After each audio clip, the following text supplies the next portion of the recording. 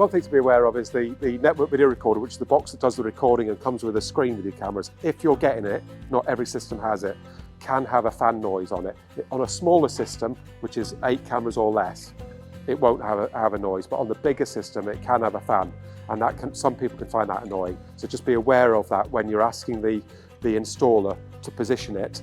You might want to hear the sound first, because if it's in a room that you're in all the time and you're the sort of person that finds that sort of noise annoying, we can help to put it in a different room.